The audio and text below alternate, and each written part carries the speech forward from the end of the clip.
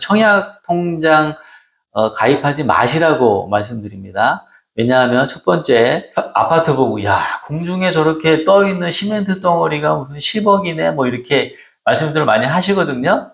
근데 이제 사실은 그게 여러분의 인생을 바꿔드립니다. 생각대로 태수입니다. 오늘은 집 얘기해 볼 건데요.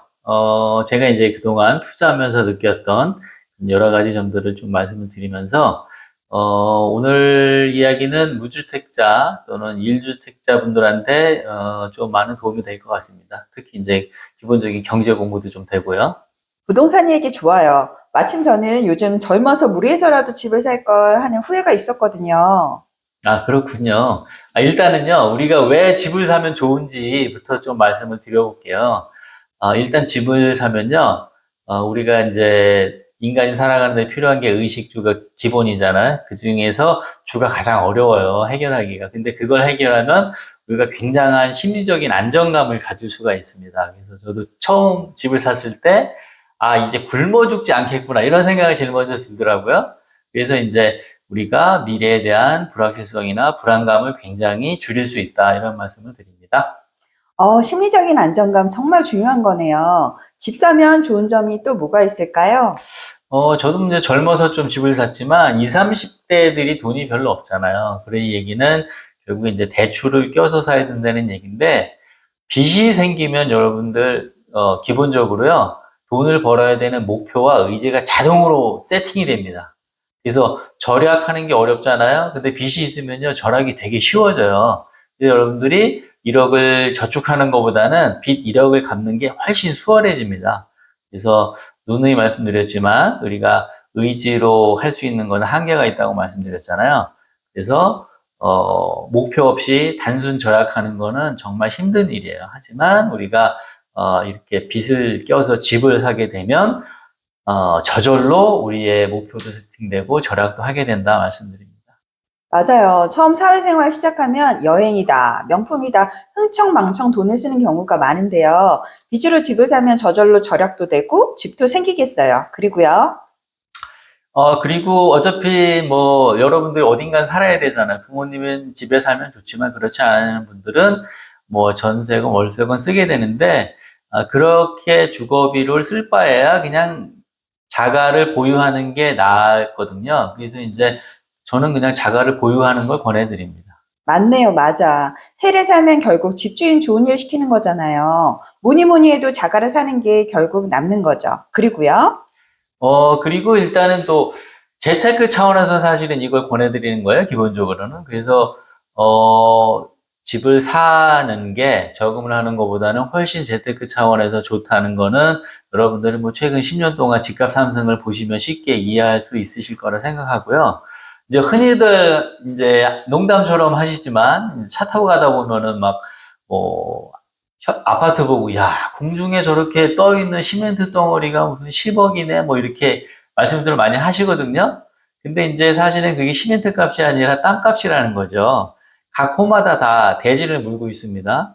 그래서 땅을 가지고 있는 게 핵심인데, 이거 한국은행 자료인데 이제 전국의 땅값, 특히 사유지 기준으로 1964년부터 2014년까지 50년 동안 땅값이 4,000배가 올랐습니다.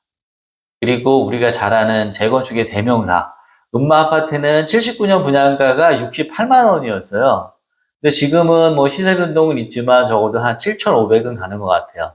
그러면 이제 110배 올랐다는 얘기죠. 4,000배에 110배요? 어우, 테스 형, 진작 알려주지 그랬어요. 그때 샀으면 저 떼부자 됐을 텐데요. 그리고 추가적으로요, 집을 사면 또 장점이, 나중에 이게 집만 하나 있어도 든든한 뒷배가 됩니다.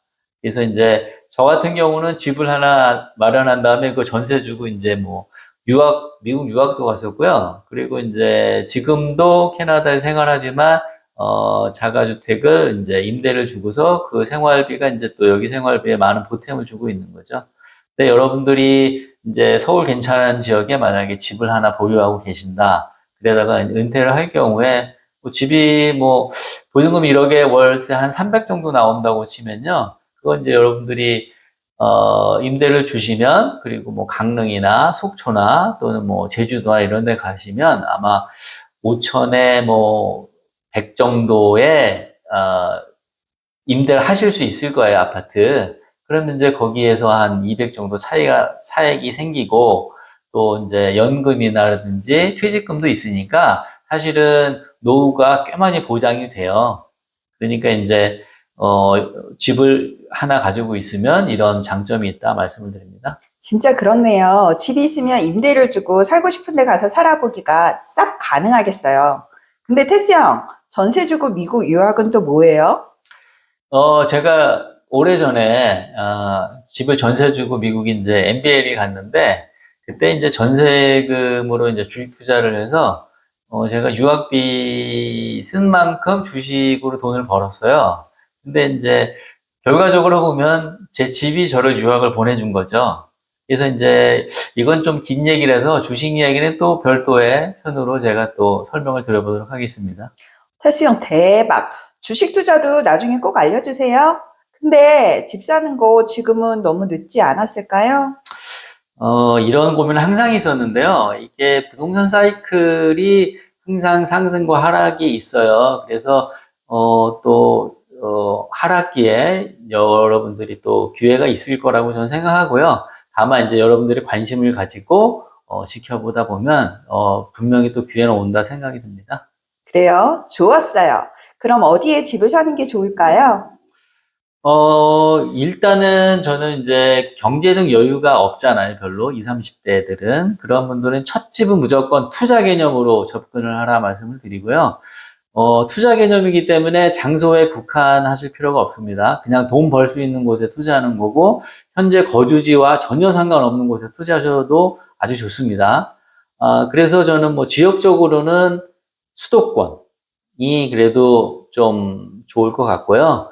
그 중에서도 여유가 되면 서울로, 만약에 이제 수도권에 투자하신다면 이제 뭐 집값이 오르는 원래 간단하잖아요. 결국엔 인구가 늘고 일자리가 늘고 교통이 좋아지는 곳 중에서 고르시면 좋을 것 같습니다. 아, 그럼 투자를 위해서 열심히 종잣돈을 모았어요. 그럼 그 다음에는 어떻게 투자를 해야 될까요?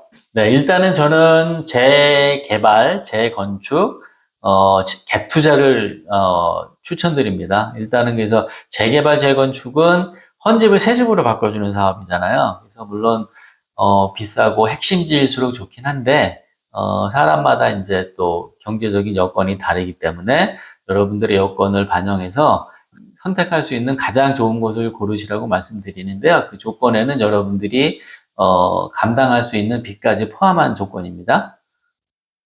그리고 이제 이렇게 해서 사잖아요. 그런데 이제 미혼일 경우엔요, 이렇게 사면요, 여러분들이 결혼 조건이 굉장히 좋아질 수 있어요. 그래서 더 좋은 배우자도 만날 확률도 높아지고, 또 이제 결혼을 하게 되면요, 배우자도 좀 뭐 가져오는 게 있잖아요. 그걸로다가, 또 일시적으로 빚을 갚기도 하고요. 또 둘이 맞벌이를 다 빚을 갚으면요, 뭐 제 후배들 보면 뭐 3억도 몇 년 안에 갚더라고요. 그러니까, 여러분들이 이제 이런 게 좋은 기회가 될 수 있다. 그리고 이제 거기서 살면서 애도 키우고 하다 보면 그게 또 이제 새 아파트가 됩니다. 이렇게 되면서 여러분들이 이제 한 단계 점프를 하게 되는 거죠.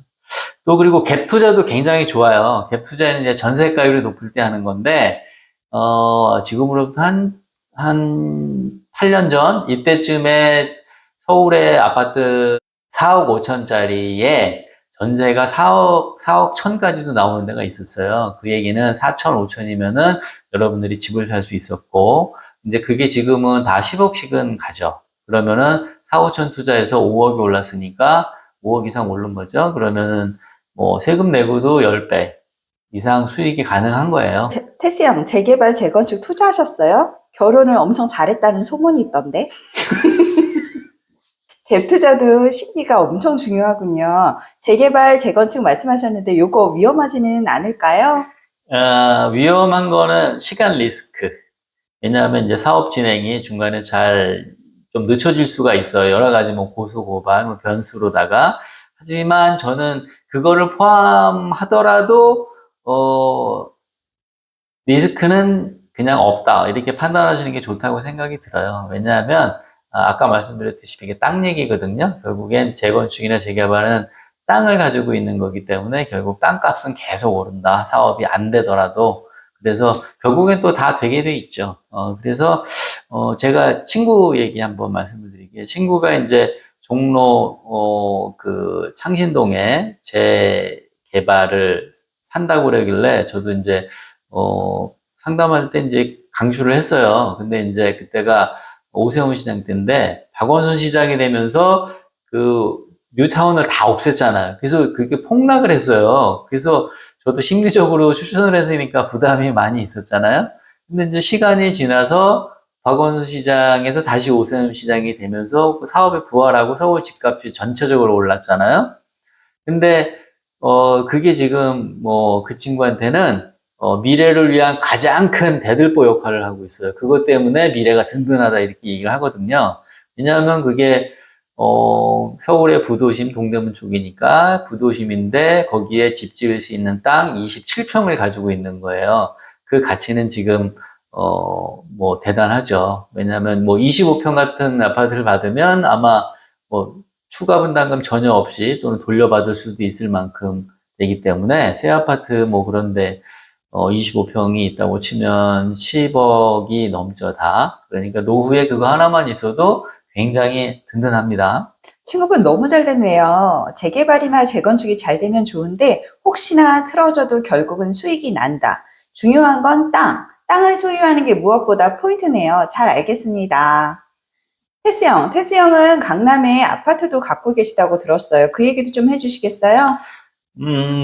이게 뭐 사실은 제가 지금까지 말씀드린 거를 제가 다 했던 거기 때문에 저는 이제 제가 월세를 한 10년 넘게 살았어요. 그러면서 이제 돈으로 여기저기 투자를 했는데 그 중에서 하나만 말씀드리자면은 뭐 가장 좀 크게 했던 게 한남 뉴타운이고요. 거기에 이제 투자를 해놓고 시간이 지나서 결국에는 한남 뉴타운을 팔아서 강남 아파트와 이제 맞바꿔치기 할 만큼 이제 상승을 하게 되는 거죠. 그동안 이제 빚도 뭐 참 많이 갚았습니다. 그 핫하다는 한남 뉴타운이요? 저도 그런 투자 언젠가 꼭 한번 해보고 싶어요. 근데 저 질문 있어요. 사회초년생들 필수로 가입하는 청약통장 있잖아요. 그거 꼭 필요할까요? 제가 이제 이건 개인적인 의견으로 말씀을 드리는데요. 저는 청약 통장 가입하지 마시라고 말씀드립니다. 왜냐하면 첫 번째, 청약 통장에 이제 돈이 꽤 들어가잖아요. 그러면 그동안 쏟은 정성과 노력이 아까워서 그 청약 통장을 꼭 쓰시려고 그래요. 근데 그 사이에 정말 좋은 집을 살 기회들이 너무 많거든요. 그래서 근데 그분들은 분양회에 살 생각을 안 해요. 그래서 집 사는데 오히려 방해가 된다 저는 이렇게 생각하고요.